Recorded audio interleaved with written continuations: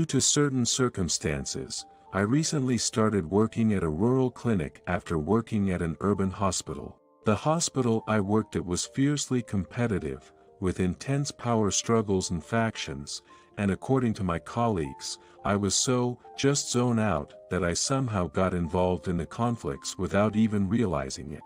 Before I knew it, everyone around me became enemies, and I ended up leaving the hospital in a forced manner.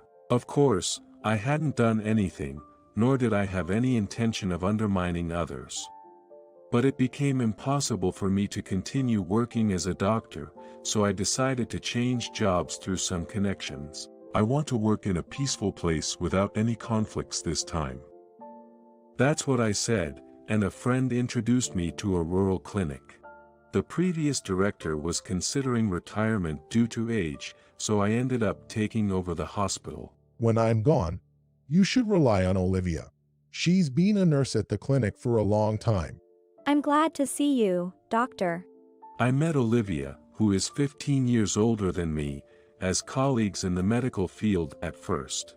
As time flew by, our relationship gradually grew closer. Will you marry me? When I confessed to her, although looking happy, she said with a complicated expression. I'm 15 years older than you know? Besides, I don't think I can ever forget about my deceased child. Her situation was a bit complicated.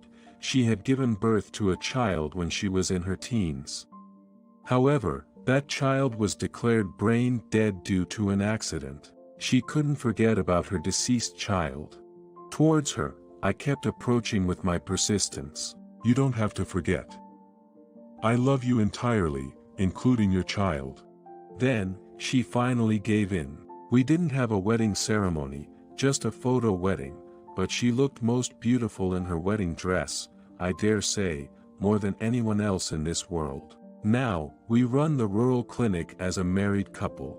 One day, a university alumni reunion, I received a notice about the annual university alumni reunion. I couldn't attend every year due to being busy, but I thought maybe I should go this year.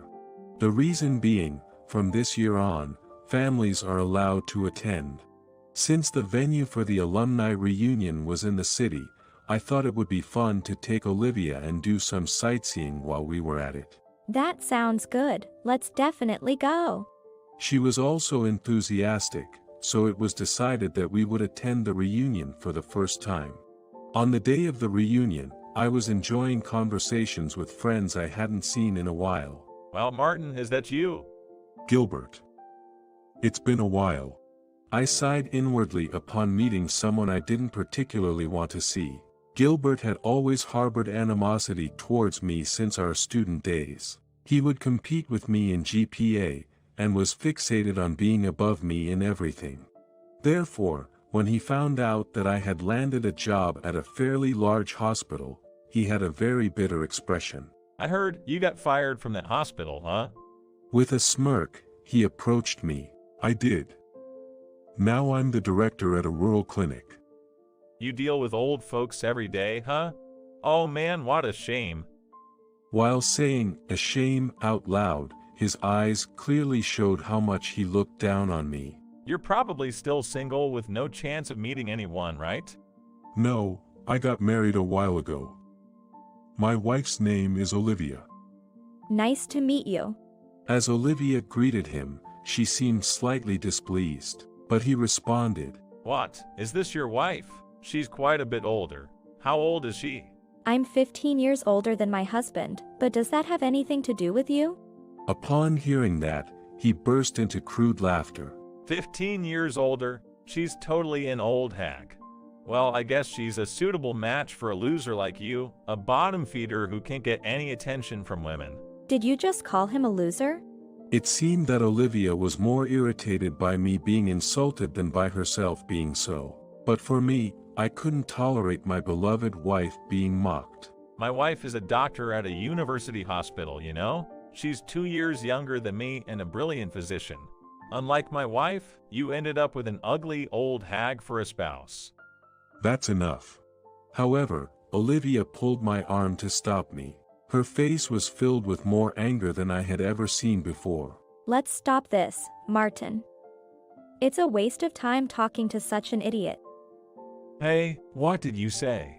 Gilbert's laughter abruptly ceased at her words. Oh, did you not hear?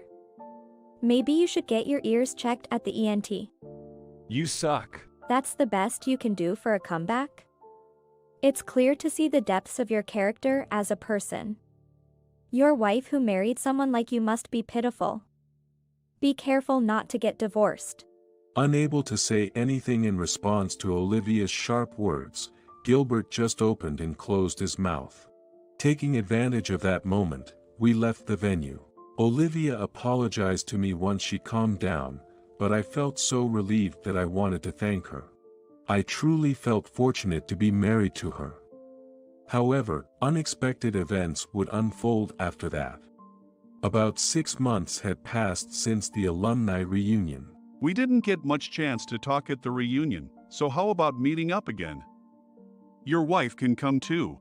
That's what my friend Stephen suggested. Stephen is very cheerful and kind, with a large enough heart to become friends even with someone like Gilbert. Given his invitation, I agreed without much thought. There's actually something I need to tell you. You might not want to hear it. It's about Gilbert. The moment he mentioned Gilbert's name, both Olivia and I furrowed our brows. Noticing that, Stephen gave a wry smile. If you two don't want to hear his name, I won't bring it up. No, it's fine. If you want to talk to me, it's something important, right? Is that okay, Olivia? If you want to, then it's fine. Stephen knew that I had a bad relationship with Gilbert, so if it wasn't necessary, he wouldn't bring up the topic herself. Therefore, if he wanted to talk about it, then it must be necessary. Since Olivia agreed, I looked at Stephen, urging him to continue the conversation. Well, you see. What he revealed to us was quite a surprising fact. As it turned out, the reason he invited Olivia and me today was because Gilbert wanted to apologize to us. I couldn't believe that twisted guy wanted to do so. He realized his time was running out and started thinking about things. Surprisingly, right after the alumni reunion, Gilbert was diagnosed with a serious illness. He sought help from his wife, who was a doctor. Who do you think has been supporting you all this time? Wait, what do you mean? He got confused by the cold response. Furthermore, We don't need a son like you. You're the worst son. hearing such words from his parents, even in his sickbed, which made him more deeply confused. What the hell are you all talking about? When he sought explanations from his wife and parents, a shocking truth that he had never known before came to light.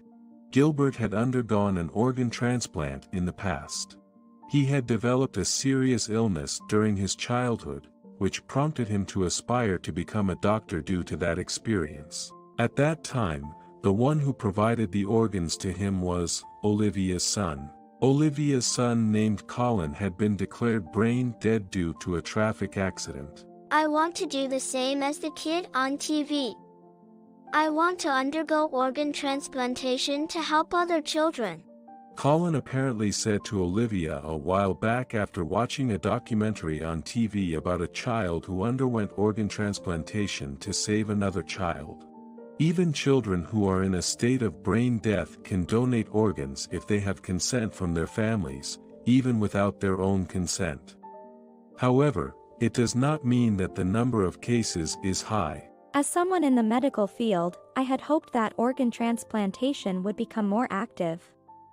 Many children need transplants but can't get them because of the large financial burden.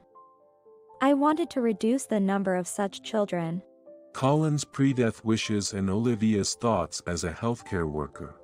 As a result of these two aligning, Gilbert, who was still a child at the time, was saved. His parents were desperate to know who had provided the organs. They apparently conducted their own investigation. Due to privacy concerns, neither the donor or the recipient knew each other's information. Although the parties involved couldn't directly communicate, his parents still conducted their own investigation despite knowing that. Thus, they eventually reached Olivia. However, they found out that the donor Colin had already passed away. I never would have thought that those people from back then were Gilbert's parents. Olivia, have you met them before? Yes. When I was still young, I gave birth to Colin and planned to get a proper job to raise him on my own. I worked hard to become a nurse, but when Colin passed away, it all seemed pointless. During that time of depression, I met Gilbert's parents and they encouraged me. I owe who I am today to those two. The parents apparently kept Olivia's existence hidden from Gilbert. They believed that informing him would cause various problems in the future, and Olivia herself was concerned about adding to his burdens. Judging from what you said, Gilbert's wife seems to have known that my son was the donor, but why? Her father was the surgeon for the organ transplant. She probably knew because she heard it from her father. I couldn't help but think what a complex connection it was. I never imagined that my wife's son had saved the life of a classmate I disliked.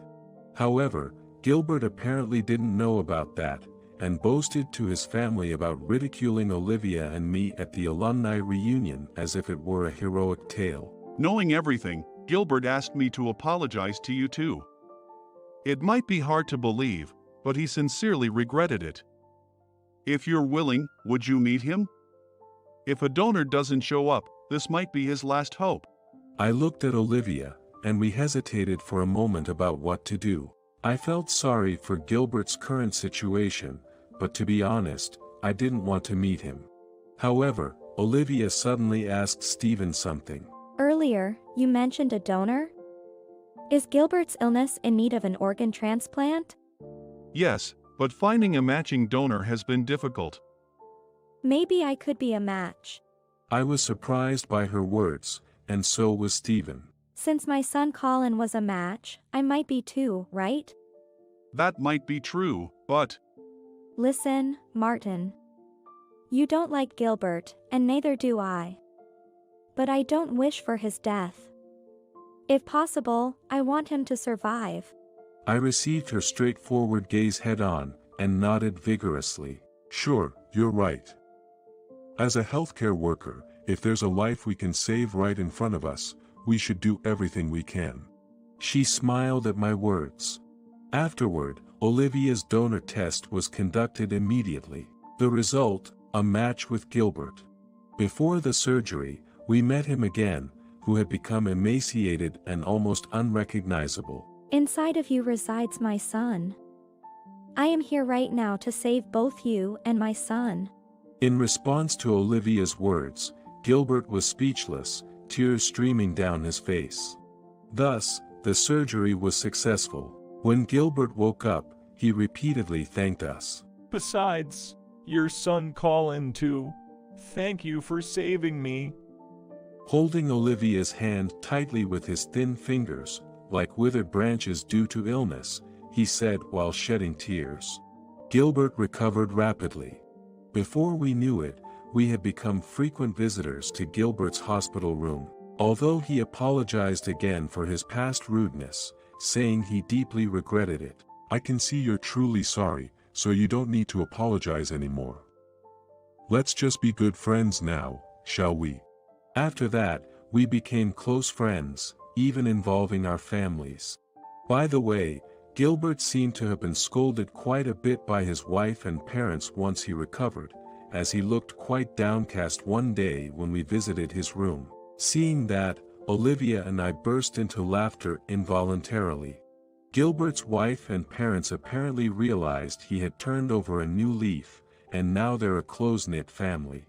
As all we know, encounters are mysterious, sometimes leading to unexpected developments. I'll continue to cherish the connections I make with people from now on.